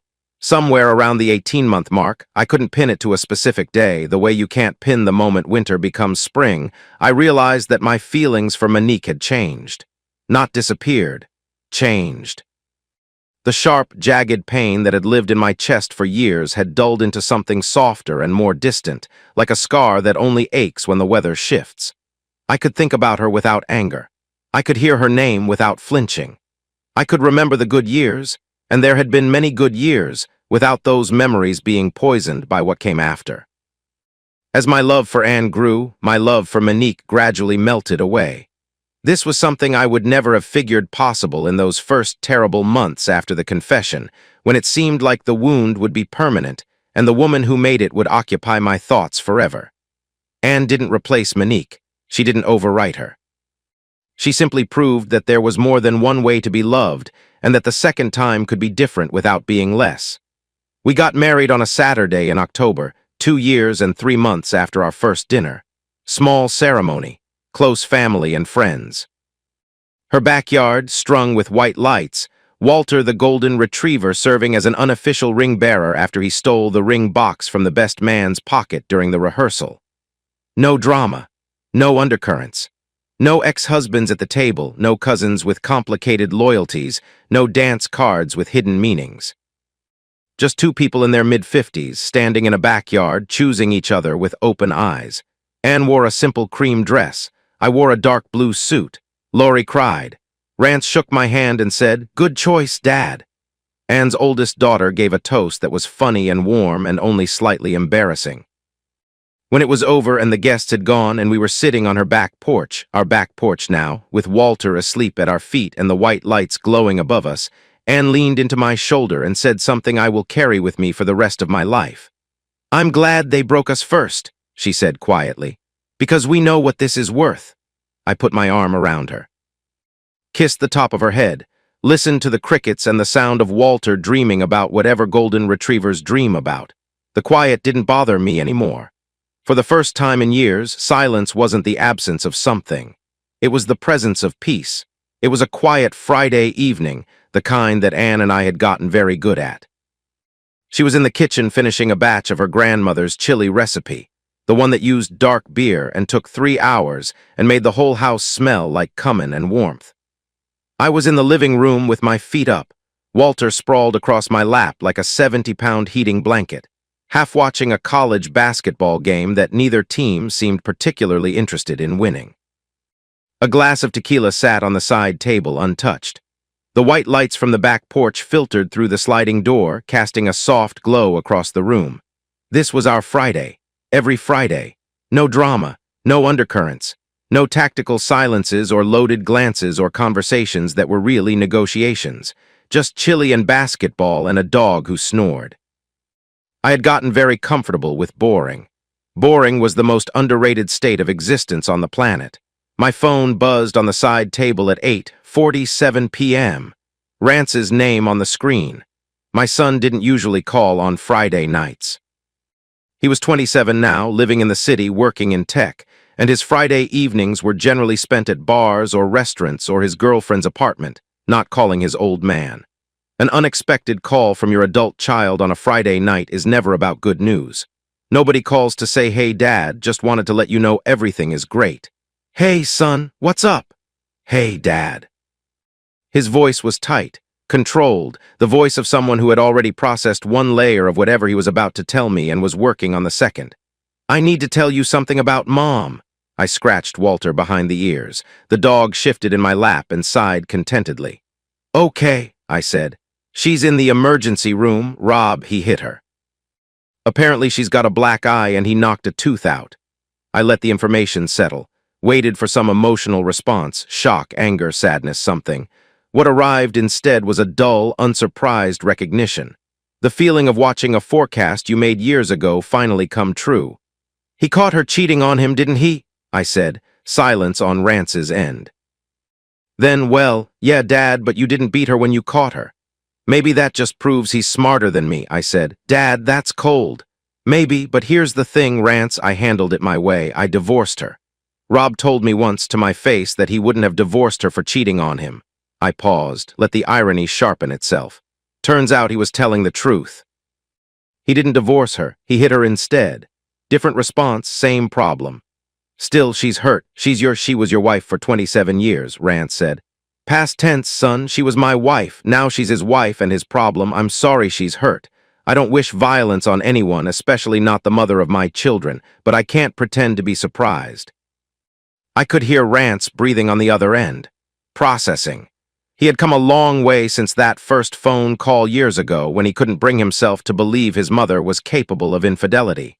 He believed it now. He had accepted it, integrated it into his understanding of who she was. But accepting that your mother is unfaithful and accepting that your father has no emotional investment in her suffering are two different milestones, and he was struggling with the second one. "Bet you one thing," I said, "if they stay together, she won't try it again." He trailed off. "I know what it is, but let's be honest with each other, Rance. Your mom is who she is. She did it to me, she did it to Rob. She'll do it to whoever comes after Rob if there is one. This is a pattern, not a one-time mistake." "You really believe that?" "I don't have to believe it. I watched it happen. First the kid, then the string of guys after the kid, then Rob. Now she's cheating on Rob. At some point you stop calling it a mistake and start calling it a lifestyle." Long pause. I could practically hear my son deciding whether to push back or let it go. He let it go. "Laurie said the same thing," he admitted quietly, almost word for word. "Your sister's always been quick on the uptake." Another silence. Then carefully, "Are you going to visit her?" "No, Dad. Give her my best when you visit, son. Tell her I hope she recovers quickly." But this is not my story anymore. It hasn't been for a long time. "Yeah," he said, "I guess I know that. Good night, Rance. Good night, Dad." I set the phone down. Walter raised his head briefly at the sound, decided nothing interesting had happened, and went back to sleep on my lap. I picked up my tequila, took a sip. Thought about Rob Martin, his firm handshake, his salesman's grin, his absolute confidence that he had figured out the secret code to Monique Hardesty. She's way too much woman for just one man. He'd said it like it was a compliment, like it was a feature, not a warning. He had stood in front of me and proclaimed that he would never make my mistake, that he understood something I didn't, that he was built differently. Turns out he wasn't built differently. He was just built later. The same trapdoor, the same fuse, the same inevitable detonation, just on a different timeline.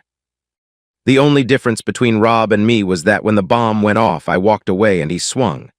I wasn't sure which response was wiser. I was sure which one I could live with. From the kitchen, I heard Anne singing along to something on her phone, softly, slightly off-key, completely unconscious of how the sound carried. She did this every time she cooked. She thought I couldn't hear her. I could always hear her. It was one of my favorite things about Friday nights. I took another sip of tequila and let the warmth spread through my chest. Walter sighed again. The basketball game went to commercial. Everything was fine. Everything was quiet. Everything was exactly where it was supposed to be. A few minutes later, the kitchen went silent. Then I heard the soft pad of bare feet on hardwood, and Anne appeared in the doorway holding a fresh glass of tequila in one hand and nothing else of consequence.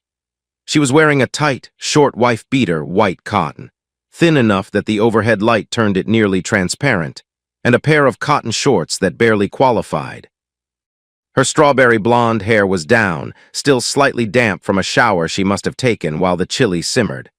No makeup, no performance, no calculation.